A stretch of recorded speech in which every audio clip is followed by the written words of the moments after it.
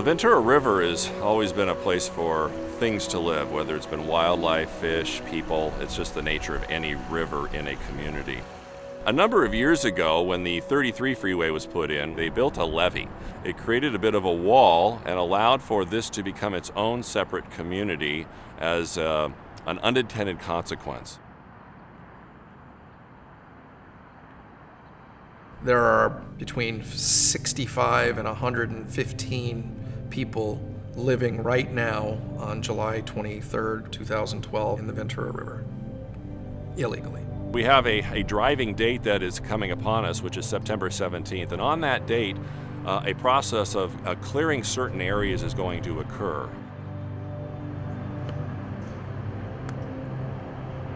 You can't just flush them out of there. Where are they going to go?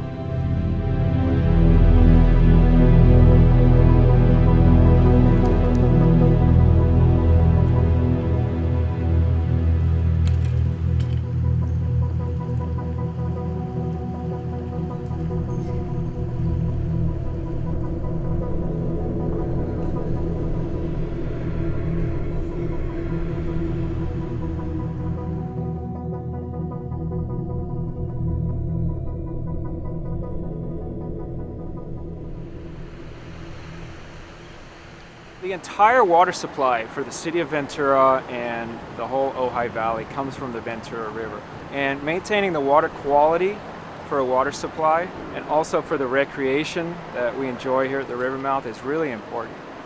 Not keeping those waterways free of bacteria and trash potentially will cost the city of Ventura upwards of $25,000 a day. We'd rather see the city and the county and everybody spend the money on addressing the problem rather than having to deal with lawsuits and penalties. So we're hopeful that we can get to the solution without having to go there. The problem of whether or not the homeless people living there are totally responsible for the mess, I personally believe that's overstated.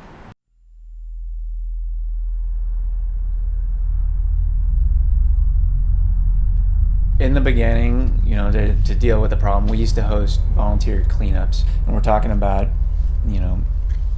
10, 12 tons of garbage. And when it floods out here, all of that ends up in the ocean. And even when it's not raining, all of that human waste impacts the water quality.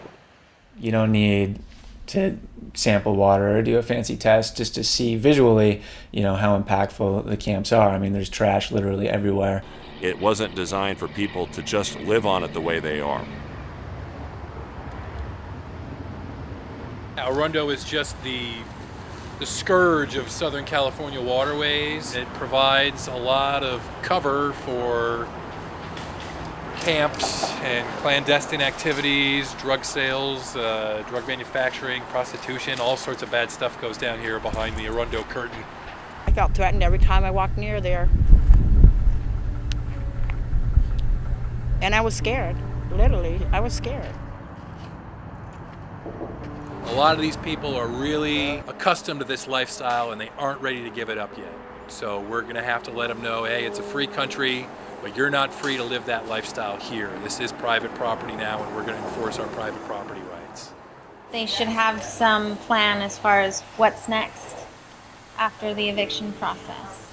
Obviously, downtown Ventura doesn't want all these people on their doorsteps, so what's the plan for that? The city of Ventura community is challenged by what's been going on in the river and the population that lives down here and then comes up onto the streets. A lot of panhandling, a lot of just hanging out in our local parks, and it doesn't just wash away. These are people. I was born to a family of incest, so I was a full-blown alcoholic from age 12 to 18. I've never had a drinking problem, smoking problem, drugs, nothing. I'm just a straight, honest guy, and here I am. We reach out to those folks, meet them in the street, meet them in the river, and start working on a process towards reintegration into community. What do you guys think you're going to do? You plan, need help? What's the life? Oh, Well, that's what we do. Public understanding right here. Yeah, so. It's still a complicated issue to get somebody who has lived essentially in their home to move out of that home.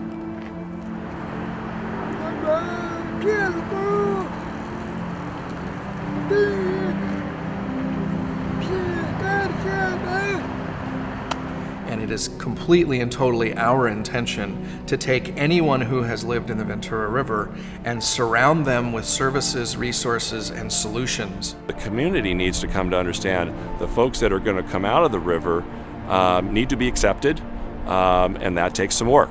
That takes relational work, and it doesn't happen overnight.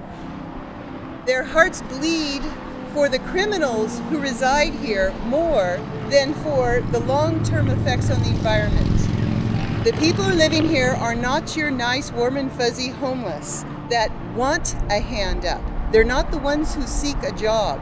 They're not right. There's at times, I was that person that wasn't the model citizen. I wasn't doing good, and I was committing a lot of crimes.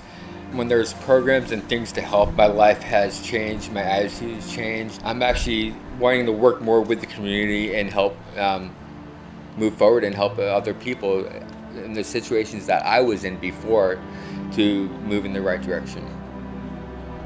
It's just complicated, but certainly no more complicated or emotional than it is for the individual who's been living in an area for some cases years and years and years, who really doesn't know where they're going to go that night. Oh! It is home. Somewhere else. Not after September 17th. What? Do you have a date? September 17th. September 17th. But remember, guys, that on September 4th, you will have to be out of the river all day. September 4th, because we're coming in to do a cleanup. But September 17th is the last day until you start getting arrested or cited. Okay? All right. Thank you. With the people group that's here, they respond differently than you or I would when faced with radical change. And we know with river folks, chronic homeless people, their responses to things generally involves anger, some violence potentially depending on the person, and how that comes out can be in graffiti, it can come out in human waste, it can come out in breaking things, and it could possibly come out in fires. We begin with breaking news out of Ventura County, where a brush fire has created a traffic nightmare for drivers on the 101. The fire broke out just after 3 this afternoon in the Ventura River near Santa Clara and Olive Streets.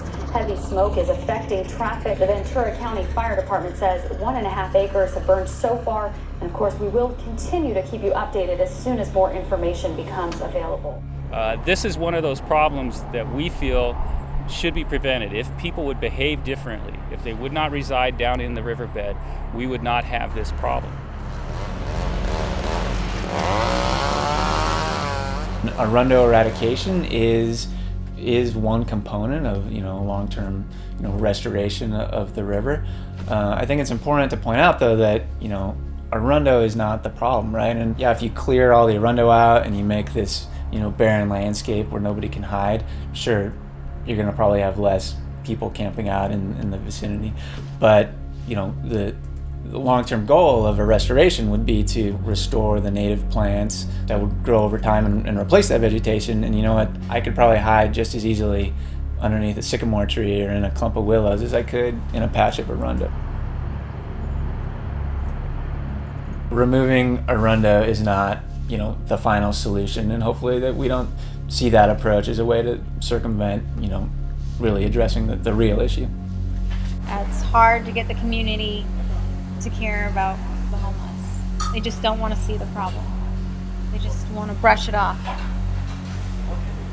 And I think that the residents of the city of Ventura are beginning to experience what is homeless fatigue, getting a little bit tired of the quality of life impact that vagrant behaviors are having. So you flush them into the community, but you're doing that by making life hard for them. I don't get it, and I've seen it for, like I said, 37 years. It's always the same, just damning the poor and the homeless, because they're ruining our parades somehow.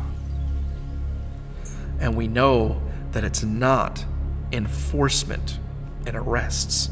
It's assistance. Anytime you reintegrate something, it's a process.